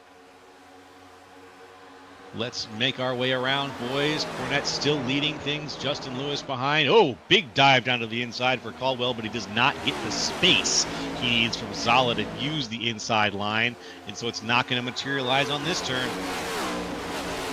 Zala driving really defensive right now on the 25 machine. Knows that this is the first time he's had track position all day. Doesn't want to give it up. He also knows that if he lets one car by, he's not to let the entire field by, because once they get working on that inside lane, it's just impossible He keeps them going. So we got one car hard into the inside wall on the back straightaway. The 22 machine of Hurst. Oof, and we're still going, though. And I can tell you, he Hurst himself on that one. Yeah. Well, if you are, I guess in this case, if you are Hurst, you're last. Sorry, Hurst. I didn't mean to say that. I didn't mean to put that on you, Ronnie. Oh, no. I mean, oh, look at Hurst you, Joe. is Roasting the guy that pays us. Ah. Oh, but here we go up at the front of the pack. Ow! Lewis to the outside now for the lead down the back straightaway. Yeah. Lewis has got this. Let's see. Cutting it up here. Going to take that wide arc that we've seen him do so many times, but loses the back end a little bit coming into turn 2. Falls back to the 88 machine of Cornette.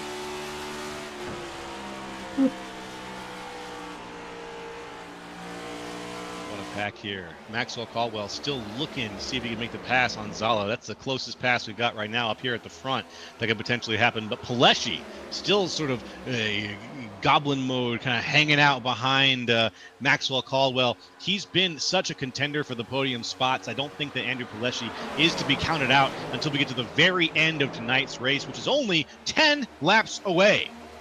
10 laps to go. I don't think Pileshi's going to be able to work his way through this much traffic, though, unless we end up with some kind of a huge incident up at the front. Cornette dives all the way down to the bottom, still trying to break the draft on the 7 machine of Lewis.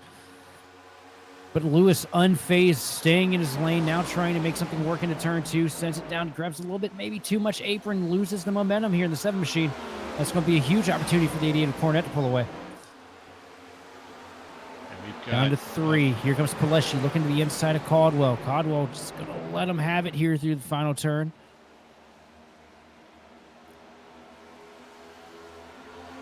Across the line. Lap 72 now. As Cornette, again, using the whole track to avoid anybody getting into that bubble, makes his way into turn 1 behind him. Justin Lewis is just trying to close that gap again if he can.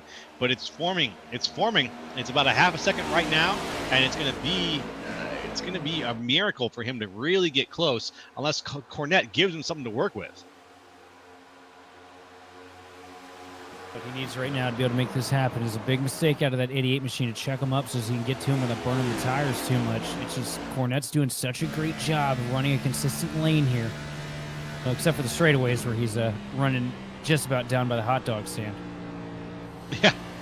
Yeah, he's his line during the straightaways is definitely a big old parabola, but it's paying off. Hey, look who's behind him now, using that same line now. Justin Lewis wants a slice of it, and I think that he knows his strategy is going to have to involve following Cornette wherever he goes. As he's gotten the gap now down to 0.2, there's a very good chance Justin Lewis could close this gap here in the remaining couple of laps here at Pocono.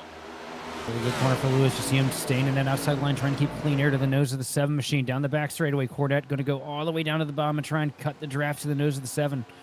Lewis not worried about it on the long pond straightaway, a little bit shorter than the front stretch. Draft not as effective. Now gets a good run, hooks the bottom perfectly through turn 2 that time. No curb hits for the 7. No curb hits for the 7, not today. Back down to the inside. Pretty good drive for him now. Lap 73, looking for the line, the checkered line right there to make it 74.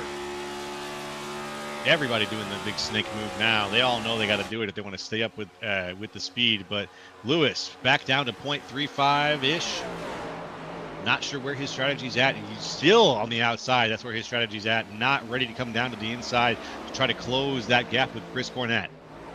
Well, he just doesn't want to catch the dirty air off the back of that 88 machine. He knows if he gets down there, he's going to overheat that right front tire, and it's just going to get him nowhere.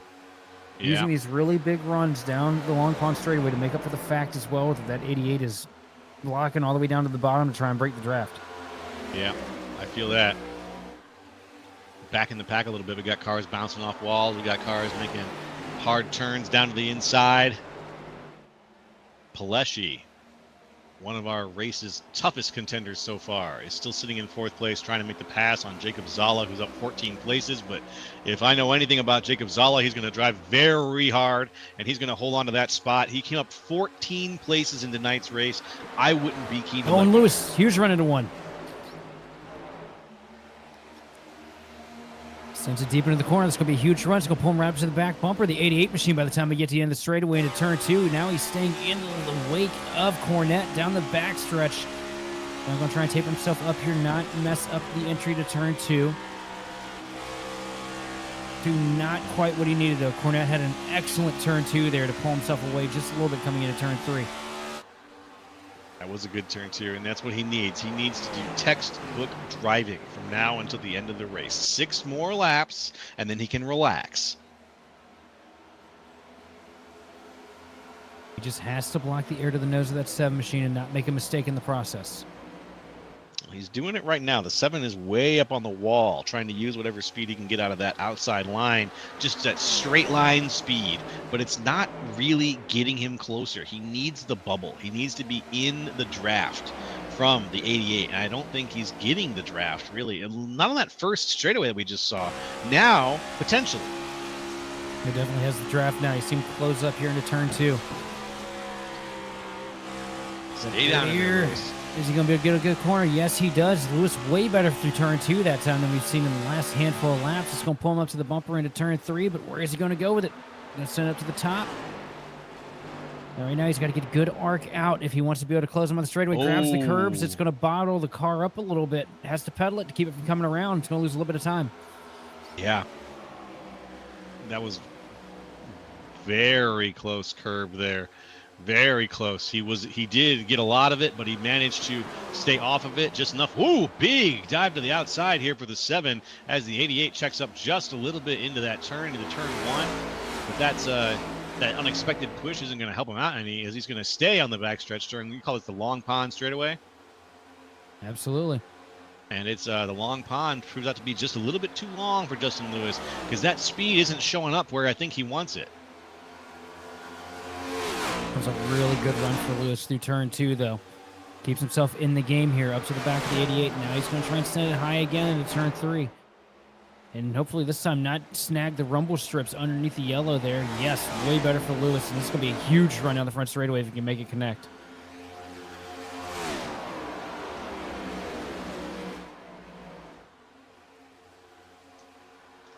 Coming back around. Let's see. It's getting down to the wire now, folks. This is it. Get excited. With a battle for the lead in the hanging here, anything could still happen. Cornette could get a little bit slippy. Lewis and him could get into each other, and then we could have Jacob Zala going across the line. Who knows? Also got to remember, Cornette, one of the more aggressive drivers here in the field. He's not going to give this thing up easy. Lewis has been on a tear here, but that 88 machine wants to find his way in victory lane as well. It's important for all these guys to be able to lock themselves in as we get into the later stages of the championship season. And a win here at Pocono could be huge for that 88's hopes. And it's going to be Justin Lewis still in the bubble there, still in the draft, just driving to find that second place spot. But I think there is still just a little ounce of ambition in the number 7 machine. This race is not over. Lap 79 of 80, and we are still going to be racing strong all the way through that final flag. Lewis needed way more out of turn 1 that time. Cornette kind of got the drop on him, and a great run through turn 2 for Cornette as well in the 88 machine. Going to pull away from that 7 here into turn 3. Turn 3 coming down around. He's not going to hold on to the draft, it looks like. Potentially a situation where he just can't keep the car down on the inside the way he wants to, coming down across the line. Looking for 80. That's it, folks. The white flag has waved. We've got 1 to go, and then it's all over. Down in turn 1, Lewis going to try and send it around the top again. We see him do this lap and lap after lap.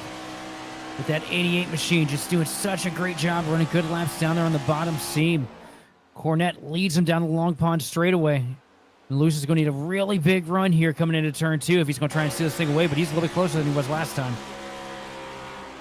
See if he tries to And with a lot of momentum through turn 2. Up to the back bumper, down the back straightaway. Down to 3, which one's going to have it? Here comes Lewis with the fake up to the top. think that bump might have cost him a lot of energy. He gave a lot of speed to the 88 that he didn't want to give it. It pushed him just far enough ahead of him, and it looks like the 88 is going to cross the line. Chris Cornett is going to take it away here at Pocono and win it all in the J&M Group Monday Night Cup Series.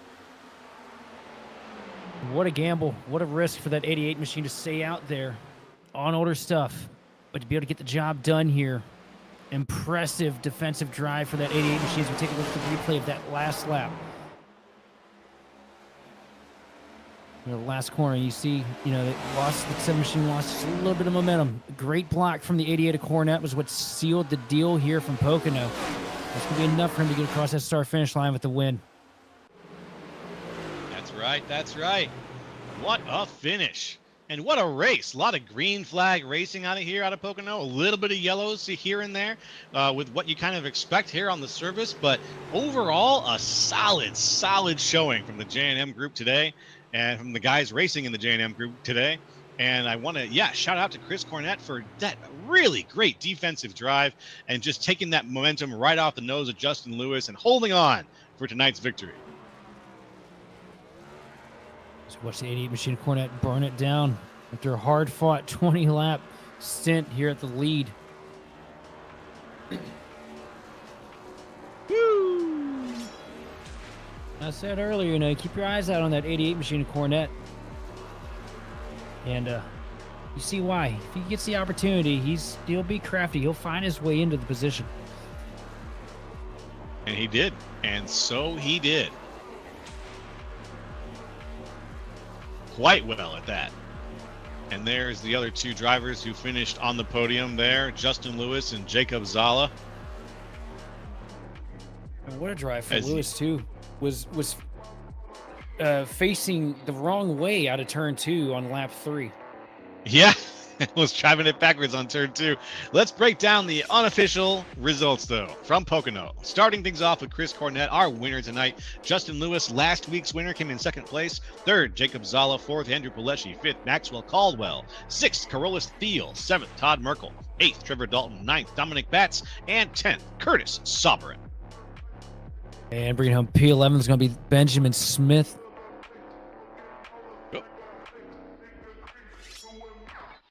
We're just doing hard mode here, We've Sheldon. broken it. Bringing home in 11th place is going to be Benjamin Smith with Joshua Yarborough in 12th. 13th going to Drew Kuhn with K.O. Peterson, falling back to 14th with the damage. 15th going to Ronnie Hertz, followed by Brody Kratzer, Luke Wagner, Eric Johnson, and Terry Litweiler, running at the 19-car field. Hey. We'll head on over to you, Joe, with our 3rd place finisher here this evening.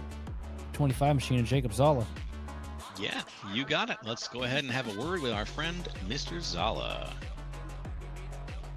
Hello, Jacob. Can you hear us up here in the booth? Yeah, I got you. All right, my friend. Hey, you just let us know if your mic cuts out a little bit. We're having a little trouble hearing you, but I want to say congratulations on your 3rd place finish tonight. You had a hell of a drive, up 14 places overall. Tell us a little bit about that struggle tonight. Yeah, well, we got penalized for, first of all, I want to apologize to everyone, the broadcast and everything, for the way I raced the last week at Chicago. So we got penalized to drive through, and we had to fight through the back, came through the back. This track is tough. I don't like this track at all. I'm not going to lie to you.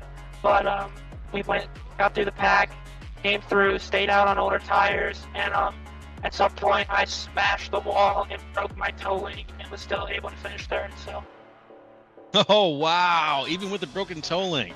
I think we saw a little bit of a wall jam there and wondering if you were holding on to it. Towards the end there, you were really battling it out with Andrew Pileshi. Was he giving you most of the, was he your main rival during this race, or was there anyone who stood out to you from the driver's point of view? I think Justin, it has to be Justin. Justin's so fast in these cars, and it's hard to beat him. I'm not gonna lie to you. Earlier on, I watched him pass me. I'm watching him pass me. I was like, what is he doing that I'm not doing? So this whole race was me trying to figure out what to do. I couldn't really get it figured out too well, but somehow I was still able to finish 3rd. Yes, sir. You figured it out just enough, my friend, to get there on the podium. Is there anyone you want to shout out to or thank for your performance tonight? Yeah, I want to thank Sheldon for helping me find the league. I want to thank Kyle Ryan and Logan Truitt. Those guys were in there and watching, so I want to thank them as well. I want to thank Bird Dog Racing, Chicago Heights, Start Till and Die, you guys for the broadcast, and the league owners, and that's all I got for you. All right, my friend. Well, thank you very much, Jacob. That was Jacob Zala, everybody, the third place finisher from here at Pocono, and we'll see you hopefully on the podium again real soon, my friend. Thank you. Hopefully. All right, that was him, and now it's going to be you, Sheldon. I'm going to pass the mic over to you, and you're going to talk to the race winner, actually, Chris Cornett. I still can't believe that we just had T-Pain in the booth, man. Did you get an autograph? Oh, I forgot. I left my Sharpie back in the green room. Well, sitting here now with second place on the evening here. Honestly, looked like you had the best car, man, but that dirty air looked like it really got you the closing laps. Justin Lewis. Yeah, I felt like for, excuse my French, but that qualifying lap I put down was a total case of whoop ass. We were like 2/10 quicker. And then, of course, last week, let's just make it interesting and say we failed post-race inspection. So we had taken EOL. And took an EOL, had a little netcode issue, I think, there, the two, which got me tore up for a minute. It was under a minute, so I just fixed it. Didn't change anything, and got back after it, and basically had to drive back up through the field, which I was only like a quarter of the way through it anyway, but had to drive back through there plus more, and never really got a chance to get back to the lead. So with cautions and all that junk, we finally got a chance to get there, and then Andrew is lethal at this place, and looks like Max and Todd even found some speed this week too. So I don't know. I wish I could have just got to the lead. If I could have got the lead with what line I was running, I think there was no shot that because I think I hit a heater of a lap time in this race too. So all in all, it was a good recovery from having to start the tail. Congrats to Chris on the win. He did everything he could. He was honestly what got him the win is I just couldn't get to him off a turn. Like I couldn't get to him into 3, simply because he was better through turn 3. But I think 1 and 2 I had him. I think the last lap when I finally hit turn 2 right, like I just kept missing it by like 6 inches, and he's just keeping us even. And that last lap I hit it as good as I usually do, like if I'm got clean air. And I got right to his bumper, but I had to like blur up the throttle because I didn't want to kill him because it was coming up pretty fast. But all in all, we'll take second. I mean, we're maintaining the point lead. I mean, that's besides Daytona, basically 2 wins and a second. So we're cooking, and we're going to Bristol, I think, next week. And that's I hope you're not tired of me up here because I love that place. Oh, definitely not tired of you at all. And honestly, it was an impressive drive. I mean, you started this thing out backwards against the fence in turn 2.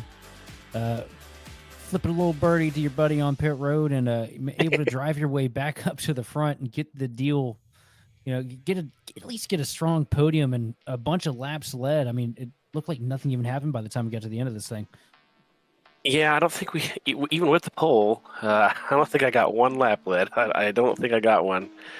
But yeah, no, early Brody's a buddy of mine I know in real life, so he jumps on here once in a while. He ran some of the leagues with me, and he's like, "Hey, we racing tonight?" And I was like, "We're doing a new thing this season." So I got him in here early, like an hour before this, and got him set up. But other than that, he doesn't have a lot of time to do this, and I think he just misjudged me and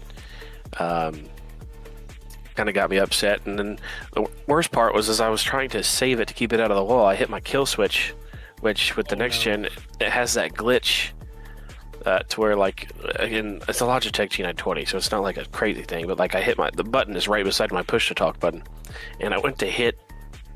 I really was just trying to move my hands to save the car, and when I got in the fence, I was trying to save it, but I got slow enough that it had the car shut off, so then I had to actually refire the damn car, and I couldn't get it refired for a second. But other than that, it wasn't too bad. I still had a fast repair at the end of this. I mean, the car repaired itself pretty well, and I want to give a shout out to Max and Andrew though, because if we could have had a green flag run though, we pulled like 7 seconds on 4th at one point, and I was really, really looking forward to duking that out because usually Andrew gets me fair and square, and Max probably struggles a little bit more than both of us here, but I think I had a shot at Andrew like legit tonight. Like usually he's got me just a little bit, but if we weren't neck and neck, he was going to be a problem. And that last pit stop, he got pinned up a little bit, and I just tried to get through those guys. But clean air, especially here with this car, is king. It proved it again tonight.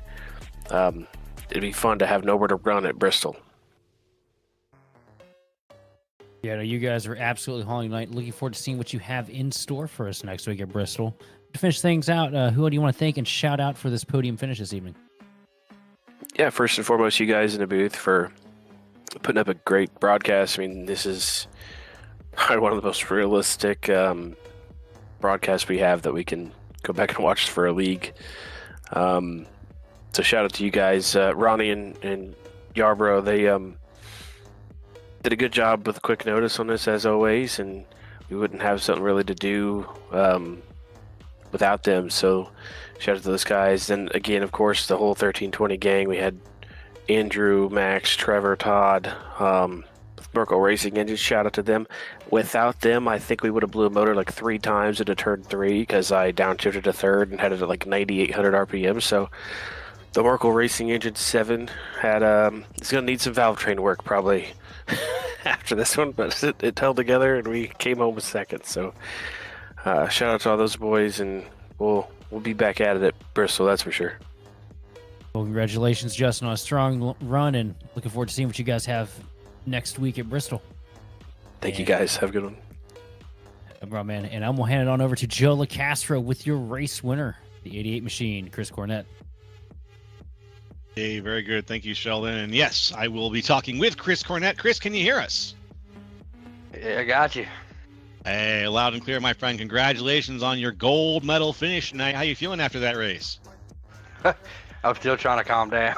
That was a hectic battle. I knew Justin probably had fresher tires than I did. I still got a set sitting in the pit stall, so I was just trying to hold him off as best as I could. I knew if I kept him out of the draft or kept dirty air in the corners, I was pretty much golden. And it was just, I know I gave it up there. I almost gave it up a couple times in the tunnel corner. Got to shift to 4th, and it didn't shift. So it kind of rode tight, so I had to jab the brake to get it to rotate and then jab the throttle just to kind of keep the same pace so I can. But, man, that was a hectic battle there at the end. I was sweating. That was. At the end especially, you led 19 laps of this race, a full quarter of the race from the front, and most of it was there at the very end of the race where you had Justin Lewis, Jacob Zala, and Andrew Pileski just chasing you down. What was your... Now, I heard how you dealt with, the tire situation. What was your strategy at the end of this race? What was it? Save as much as you could, drive the hell out of the tires? Like, how did you go into it thinking, I'm in the front now, how do I hold on to this? Yeah, no, just throughout the whole race, you want to try to have a set closer to the end just in case the last caution comes out. Mm-hmm. And I was just trying to save. I saved, and then I know that 3 wide move on going into 3 and me spinning is where I took my first set. And then after that, I was already in the back. I was just controlling pace, saving tires. And then when it come down to green flag pit stop, I pitted. It was just going to take fuel only to kind of stay way ahead just in case they pitted and took tires. I could be ahead and kind of be in the same boat I was. But I think once I hit pit road, was already on pit road, the caution came out, and that's what helped me get control of the race. So it was just a battle there. I was kind of hoping for a caution, close to 10 to go, but it never came. So I'm sitting here counting down in my head, the laps going by. How much longer can I hold Justin off? And I can't believe I actually held him off. So that was a fun race between Justin. Thank you. I want to thank him for keeping it clean there. I know he gave me a little shot because he had a heck of a run. Yeah.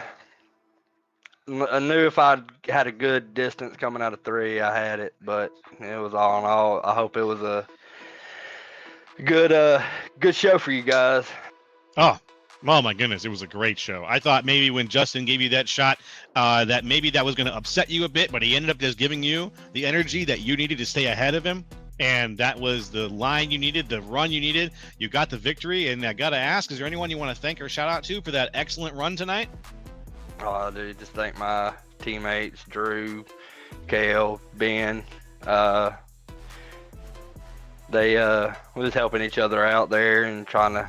I know Ben was getting frustrated when he got in that wreck, so we were trying to keep him calm. 0x for coming on, riding on the car. Thank you guys for streaming. I love y'all stream. Y'all do some excellent work. Thank you for DV8 putting this on, and also Dubby, my sponsors. Go get you some energy from Dubby, energy drink. Can do, my friend. Well, thank you very much for your time, Chris, and we hope to see you up here on the podium again real soon. Appreciate it. Y'all have a good night. All right, you take care now. And folks, that was Chris Cornett, the victor of tonight's race here from Pocono. And as we have finished talking to all three podium finishers, you know what that means. It means it's about time for us to let the sun go down on tonight's show. And Sheldon, how you feeling after that one, my friend? I'm excited to see what they bring in next week at Bristol. You know, this is a track where you don't typically have good racing action, and you know the DV8 series put on a heater in the final 20 laps between Justin Lewis and Cornett. So really stoked to see what we have put on air next week. That's right, Bristol. Oof, that's going to be a fun one. I'm looking forward to that too, my friend. And in the meantime, folks, we're going to go ahead and wrap things up here from virtual Pocono Raceway. So from the entire Grid Vision team, we want to thank you for watching and participating in the chat. For more information on getting your league broadcast or starting a career in broadcasting, hit us up on Facebook, X, or email us at info@gridvision.live. Congratulations again to Chris Cornett on winning tonight's race from Pocono. This has been Joe LaCastro, Sheldon Atkins, and our producer, Austin Darbyshire. And hey, we'll see you next time on the grid.